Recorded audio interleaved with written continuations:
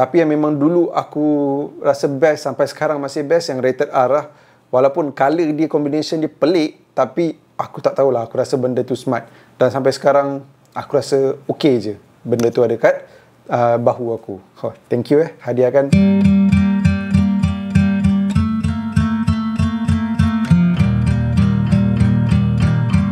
Video kali ni Q&A members part 3. Sebelum aku teruskan, kalau korang nak baju World Heavyweight Champion Jey Uso yang macam aku pakai ni, yang Jey Uso pun pernah pakai, link aku letak dekat ruangan description kat bawah, dan aku tag baju ni lah dekat video kali ni, dekat ruangan tag produk. Dan aku akan tag lagi satu produk, which is Pro Strength Liquid Plumur.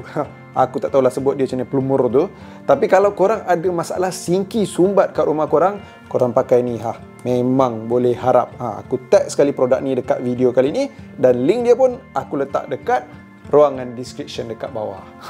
Tiba-tiba produk untuk sinki sumbat aku boleh promote dalam video.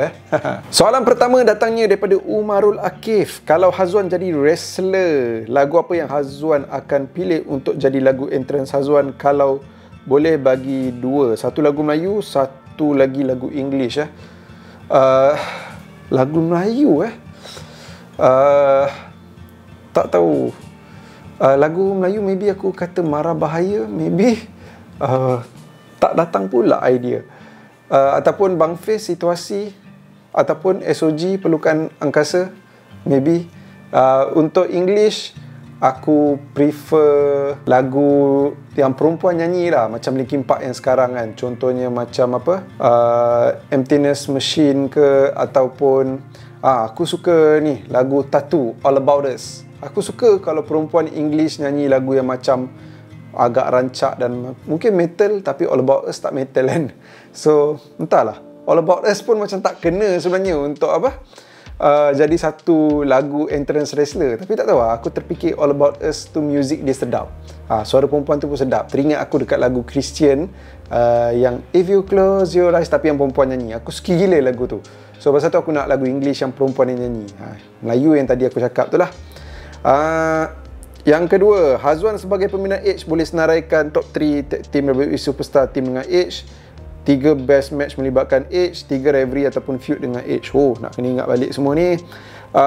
Tag team yang superstar dengan Edge first kali mestilah Rey Mysterio, second Christian, third Rated RKO, Randy Orton. Lepas tu untuk best match melibatkan Edge first kali of course 2 out of 3 falls, Edge dan Mysterio lawan Kurt Angle dan juga Chris Benoit dekat SmackDown untuk WWE Tag Team Champion. Lepas tu Edge dengan Mick Foley dekat WrestleMania, and then Edge dengan siapa lagi? Alamak, aku nak ingat satu lagi, mungkin yang mana boleh datang kat kepala otak je lah. Mungkin Edge dengan John Cena TLC Unforgiven kot. Top 3 rivalry feud dengan Edge, first kali John Cena, second Undertaker, dan yang ketiga Kurt Angle. Soalan selain wrestling, mana kau nak? Chelsea menang piala besar macam EPL atau UCL setiap musim, tapi setiap kali lawan MU mesti kalah? Atau Chelsea tak akan menang piala selama kau hidup, tapi setiap kali lawan MU asyik menang? Boleh kata dua-dua situation yang kau offer ni, dua-dua aku tak mau. Aku nak Chelsea sentiasa menang MU, dan mestilah nak tengok Chelsea menang piala kan. So basically dua-dua ni tak lah. Hazwan, ada tak pengalaman seram sepanjang aku buat YouTube? Tak ada. Seram tak ada kot. Oh, seram ni je lah kot, bila view tak naik. Bila view tak naik ataupun income YouTube daripada AdSense tu drop banyak, tu seram lah tu. Soalan daripada Amirul Mikael. 2 soalan First, storyline apa yang sesuai untuk Penta dengan Rey Fenix dan Aleister Black buat masa sekarang? Penta dengan Rey Fenix ni, seriously bagi aku the best is gabungkan diorang, jadikan diorang tag team, go for tag team champion ke, tak tahu lah, tapi rancakkanlah tag team champion dekat Raw lah. Especially SmackDown dah rancak dah tu, tak perlukan sangat Penta dengan Rey Fenix, tapi Raw sangat memerlukan. Untuk Aleister Black, entahlah, sebenarnya aku prefer dia pergi ke NXT, jadi NXT champion lagi sekali, biar orang nampak betul-betul apa yang dia boleh buat, baru naik ke main roster. Tapi kalau kat main roster ni, seriously aku pun tak tahu story apa yang sesuai untuk dia. Wrestler mana yang patut dipush kat Raw, SmackDown dan NXT? Okay, SmackDown dulu. R-Truth, aku nak dia dipush jadi champion. Untuk Raw, dipush untuk jadi champion lah, senang cerita. Mungkin Sami Zayn kot. Dan dekat NXT, Josh Briggs. Soalan ketiga daripada channel aku ni, 2 soalan juga. First, apa pendapat abang Paul Heyman jadi special referee untuk triple threat nanti? Uji kesetiaan dia sama ada Roman atau Punk. Benda dah lepas, tak jadi referee, lalas pergi dekat Rollins. Sorry lah dia. Komen sikit pasal contender women tag team akan datang ni, boleh? Nak komen apa? Apa yang ada sekarang ni diorang pakai sumbat je. True tag team macam Katana Chance dan juga Kaden Carter pun diorang let go. Entahlah, aku rasa macam dia sebenarnya buat syarat je untuk women tag team champion. Bagi aku, untuk contender kau kena ada true, first kali macam aku selalu cakap, women punya roster kena tebal. Lepas tu kau at least kena ada beberapa true tag team dalam tu, supaya nampak tag team division tu hidup. Yang men tu dah ada beberapa true tag team, terutamanya dekat Raw, tapi tak hidup sangat dia punya tag team division. Champion dah New Day dah, heel New Day yang dah lama kita tak nampak, tapi macam tak buat apa-apa sangat bila jadi heel. So itu je lah, jadi champion je yang diorang buat. Bagi aku itulah, kena ada true tag team, tebalkan roster depth, jangan asyik pakai sumbat je. Kalau tak, better mansuhkan title ni. Yang keempat, daripada our OTC our tribal chief dekat channel Hazwan Shah Wrestling, Farid 1995 ataupun Farid Saad. Assalamualaikum Hazwan Shah, ni soalan yang nak saya tanya. First kali WWE Champion Spinner Belt ada 3 version, Standard version, Rated R dan juga Miss version. 3 ni Hazwan Shah dah ada. Mana satu yang dulu rasa tu version best, tapi bila letak kat bahu rasa macam janggal? Bila letak kat bahu janggal tak ada, tapi yang memang dulu aku rasa best, sampai sekarang masih best, yang Rated R lah.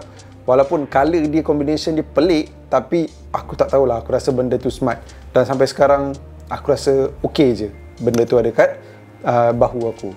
Thank you hadiahkan. Soalan kedua dia, sekarang Hazwan Shah ada 3 YouTube channel, Wrestling, Bebe Media aka BBM, which is sebenarnya sekarang dah jadi Bebe Studio aka BBS, dan juga Bebe Entertainment aka BBE. So BBM, BBS ni macam dah nampak ada tuju jangka masa panjang dengan rebranding, video tag yang kerap dan sebagainya. Apakah next plan hala tuju jangka masa pendek dan jangka masa panjang untuk channel Hazwan Shah Wrestling dan Bebe Entertainment?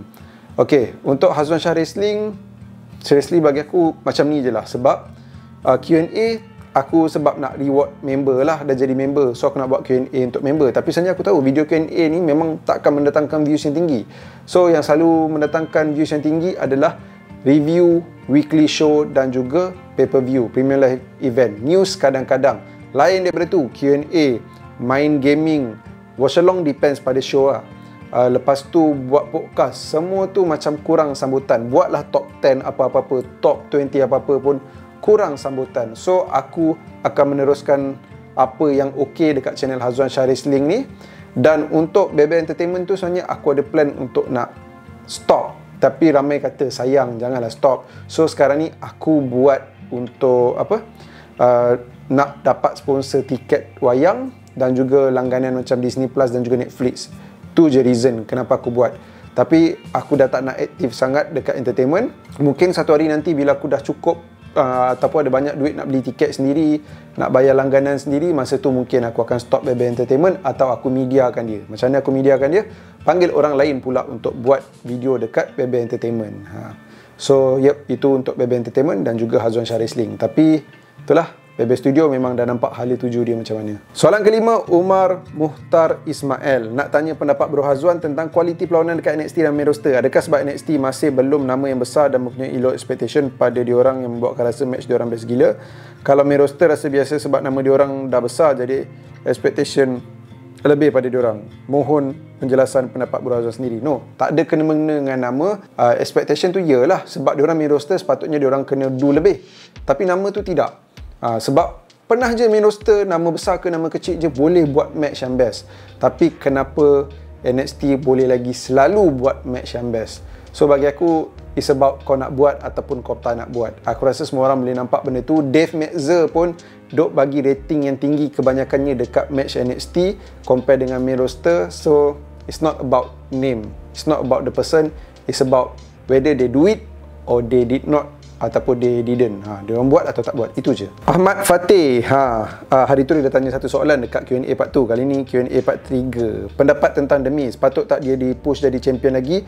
Mic skill dia solid dan dia yang selalu berjaya buat title tu nampak penting. Seriously, aku rasa patut. Aku nak tengok benda tu, tapi aku tahu kita takkan dapat tengok benda tu lagi dah. Aku tahu juga yang The Miz ni takkan di-push bawah Triple H. Tugas The Miz adalah untuk bantu elevate orang lain, macam apa yang kita nampak dengan Aleister Black dan juga Carmelo Hayes sekarang ni.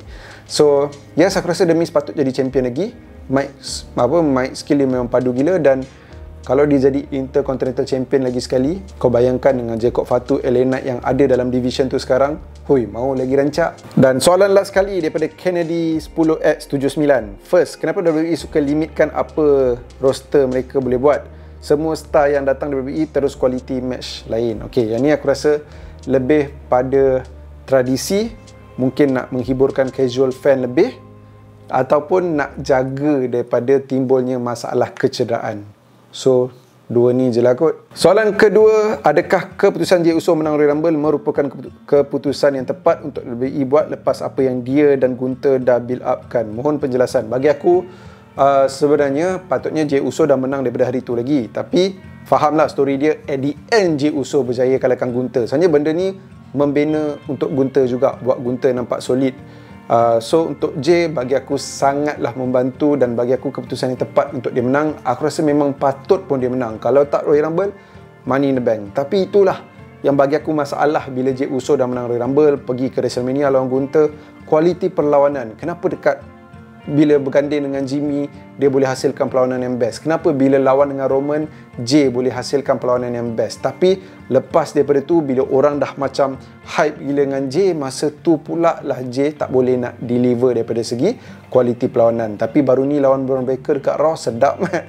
So itulah, tak konsisten. Itu je masalah untuk Jey. Menang Royal Rumble dan lain-lain, semuanya bagi aku okey, dan aku suka Jey Uso jadi World Champion.